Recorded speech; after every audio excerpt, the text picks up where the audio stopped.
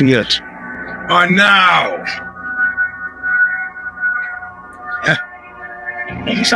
about to witness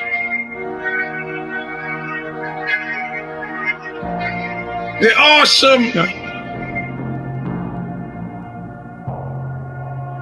crushing might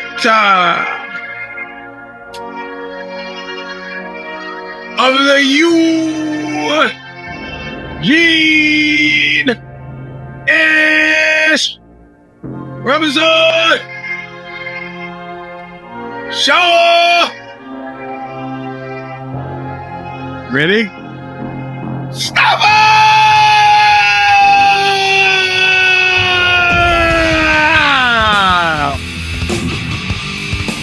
Welcome, my friends,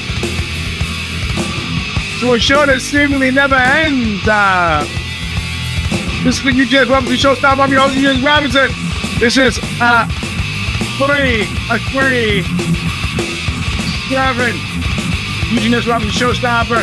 Later today than usual. Sorry for UK listeners.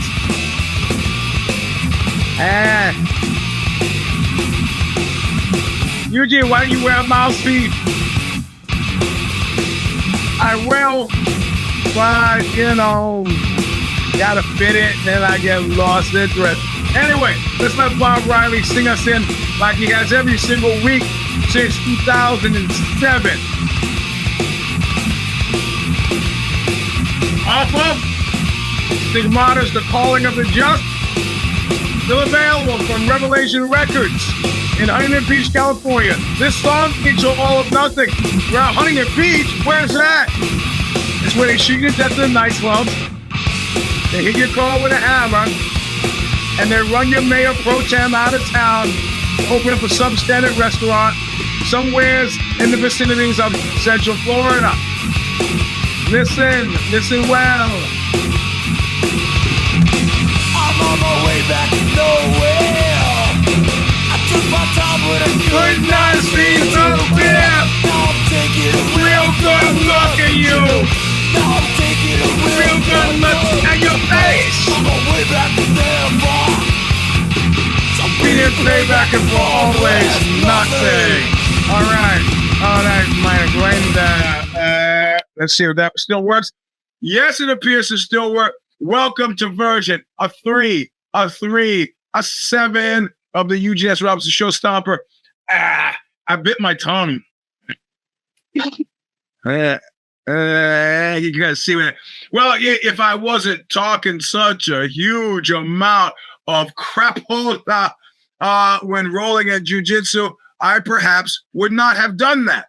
But I have figured out at one point, I got into an argument with one of the members of Whipping Boy, that member being mostly Steve Ballinger.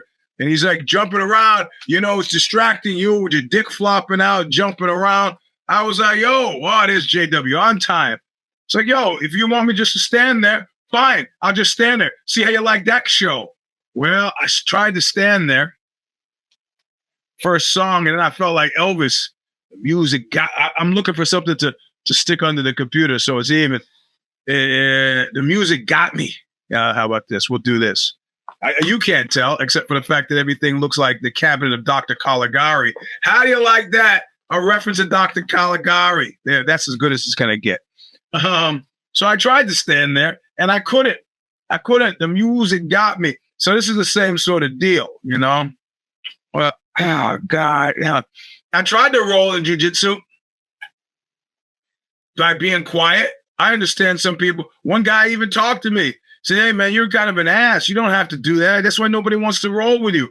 And he's like trying to use that he's trying to use the thing that they use on people who care about what other people think. Like, hey, if everybody did that, wouldn't you? No, I'm used to doing exactly what everybody else is not doing. It doesn't work on me. Everybody says nobody likes you. Okay. My mom my parents trying to punish me when I was a kid.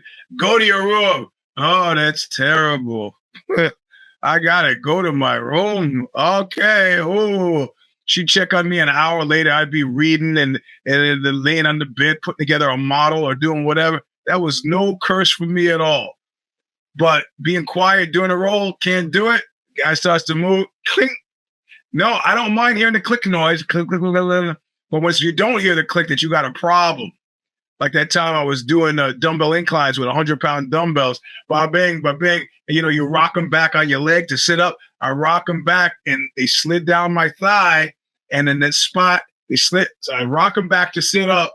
And that part where they're supposed to cling together, they don't cling together. Instead, I've got a burning laser pain in my penis. Yes. Yeah, that's right, man. Floppy wieners. I guess what I got to start. Now, it was crushed between 200-pound dumbbells. I just dropped them on the floor. I hate to be one of those weight dropper guys. Dropped it on the floor, and I just rolled onto the floor. Nobody came over to ask me if I was okay, which I was happy about. These were the days when I come to the gym with a hoodie on, and there's this like nice looking woman. She's always looking at me. And finally one day she works up the nerve to come over to me. I've been watching this. I know it's coming, but I don't know it's coming. I know it's coming, but I don't know. So she's making her way over, and I was like, yeah, baby, this is like the moment we've been waiting for. And she's like, are you using this bench? And I go, no, well, we can work in here together. She goes, are you single, baby? Yeah, well, are you in a gang? In a gang? What? Well, you have a sweatshirt on. I go, I have on underwear too. Was there a gang for that? See what I did there? See what I did there? Moved it back to undergarments, underwear too. Because then no matter what she says, it's like tic-tac-toe. She's caught. She's like, well, I know underwear. Everybody wears underwear. I go, I don't usually. Do you? No matter. I mean, the thing is, you got to get the X in the box no matter what. Anyway, I digress. Right now, it is 337.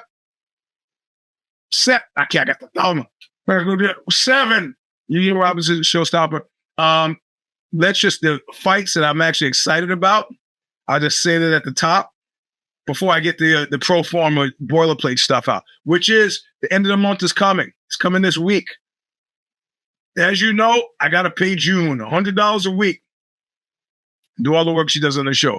I'm not saying you should give a little to lighten my load on this, but maybe you might want to give a little to lighten my load on this. I understand if you don't want to. Yo, bro, you're fucking rich. Get off my back. Everybody at Sorrow's is rich, but some people are wealthy at Sorrow's. Yeah, those are the guys with the black Amex cards. That's not me. So anyway, this week was a strange week. Whatever happened in the earlier part of the week, which would have been If the Shoes Fit, which would have been, we had the profligate boss on Bad Boss Brief. The boss that just like, I had a guy like that. He wasn't a boss. He was a show promoter. He's to ride along in the van with us back in the days when we'd have to go into a gas station, get like $11 worth of gas. That's it. It's not going to fill up the tank, but it'll keep us from running out of gas sooner rather than later. And the guy's like, fill her up. But we don't have to. I got fill her up. Profligate boss. That was on Bad Boss Brief. But then something happened. And this week, there's a lot of interesting things that happened. I got articles appearing in Decibel. There's been a lot of interviews. If you follow me on the Twitter machine, yeah, here it's still Twitter. Fuck X. Now follow me on the Twitter machine or on Instagram or on Facebook. You know that Boone Wells' new record, I'd hold it up, but I don't own one yet. I can buy it, which I have done, just to keep everybody honest. I buy my own music. So if they say, we didn't sell any copies, you fucking lying sexter shit. You should have at least have one. And I haven't been, it's completely like blotted out the entire sun of whatever else happened in the week. And there were copious amounts of things that happened this week. Iran was bombed by Israel. I don't want to get into politics here, but I'll just tell you what my Persian friend said. And by the fact that I describe him as Persian, you should know he got me today. EJJ, Eugene Jiu-Jitsu is a fine art. Like some days I go out like High John the Conqueror and I don't even try. Right? Thank you, JW. I don't even just lay there. The guy's like, you got me. Oh, it's infuriating. It's infuriating. And on other days, I go crazy. I got the energy. I just go nuts.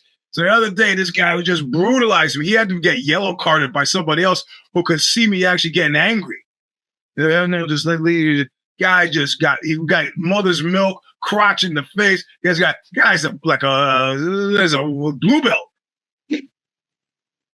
But I wasn't taking him seriously. So I was like, let the guy mount. Go do your worst, tough guy.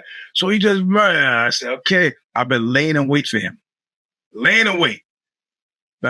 Thursday, not there. Friday, not there. Saturday, not there. Sunday, he's there. And I will pass his guard, mount. I'm brutalizing the guy.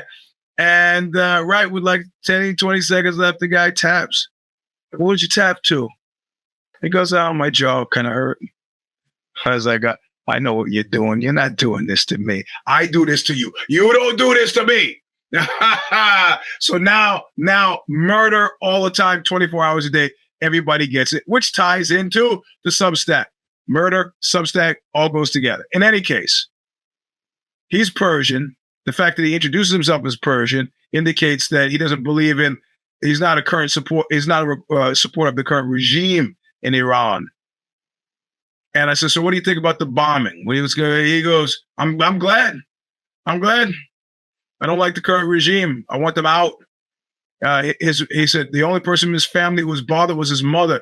It woke her up. He said everybody in Iran, you know what they do when they get bombed? They go to the roofs. He goes, in Israel, they go to the basements. In Tehran, they go to the roof so they can watch.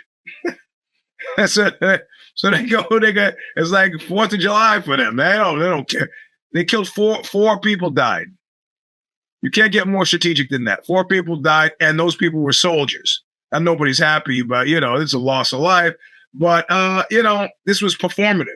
Netanyahu went down this road in order to create problems for Biden and hopes that somehow, cumulatively, this will swing the election in the direction of Trump, who he feels is imminently mutable and controllable. Whatever. I'm not getting into politics now. Anyway, this is the guy. This is the guy. So he EJJ'd me today. Not only am I a member, but I'm the club president. But I got done today by EJJ. I said, you mother, when he tapped twice in his role. And like, it's okay. I got you. I'm going to murder him tomorrow. This is going to be the week of murder. Which, of course, ties into the Substack theme, which is essentially it's a piece on Buñuel's mansitude that nobody else will write. So just like I did the Thin Black Book as a companion journal for the Thin Black Duke that Oxbow did, this is a smaller, very small scale version. It's a Substack this week. And essentially kind of what I said, and then I repeated. I did 2 interviews today for media pieces. One for Mangin, that comes out November 15th, and another one for the Buñuel Mansitude. It's 2, yeah, about a man in there. But said the same thing. And that's that, I've been, as Oxbow has become more operatic and more refined. It's more refined, but all of the things that gave birth, instinctual things that gave birth to Oxbow still existed. Now, I'm not the kind of guy who would still be doing hardcore at 62. I don't really care about the fucking state. I'm not having girl problems. I don't really care about the kids unless they're my kids specifically. So emotionally, I'm out of step with whatever hardcore offering is. But it doesn't change the fact that in Clockwork Orange speak, the res feelings that gave birth to that kind of stuff still exist inside, right? In the shoebox in the persona shoebox, that stuff is still there. And it's been ignored. And finally, when I got an opportunity, I consider the first 3 Buñuel records one record. It's a trilogy. This record now is a double album, triple record double album, and I finally feel to a certain degree unleashed. Unleashed. Like some woman once, she was like an Avita type, Avita shampoo, essential oil type chick. And then at one point, she's like, hey, she was the one, if you remember, who were bagging. And I didn't never said anything about the proliferation of men's clothes in her closet.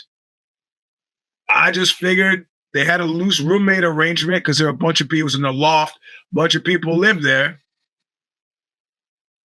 Turns out her boyfriend had gone on vacation, bro. I was literally like living there. Didn't ask. So maybe you should disappear now for a bit. Chris is getting back. What? Huh? Chris? My boyfriend. Oh, oops. Oops.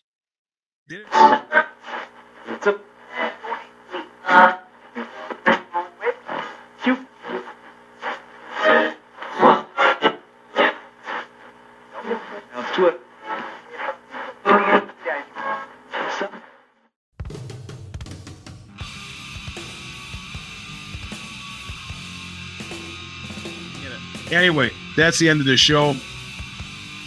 Tuesday, we got If the Shoes Fit. This week, I think I forget which boss we covered last time on Bad Boss Brief. Trick or treating this way. Don't eat any razor bladed apples. What are the fights next week? I'm sure there are. I don't know what's going on from day to day. I know you should go buy that Buñuel record. That's what I know. Yeah,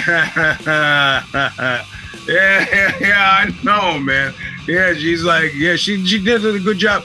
The November 9th show at the Great American Music Hall in San Francisco, she will be there, and she will be helping me sell books. It's me and Lydia Lunch and Cora. It's a matinee show, so I'm not keeping the kid up late. Oh, don't call CPS. Anyway, that's the end of the show. We'll see you soon. Try not to die between now and next Sunday. Until then, you know what they say. Look what you made me do! Yeah, players say, oh yeah. Look at this. Read the Substack all the way to the end. Jimmy is, and the project we worked on is there. Take a listen. Don't die, bloody. Don't die.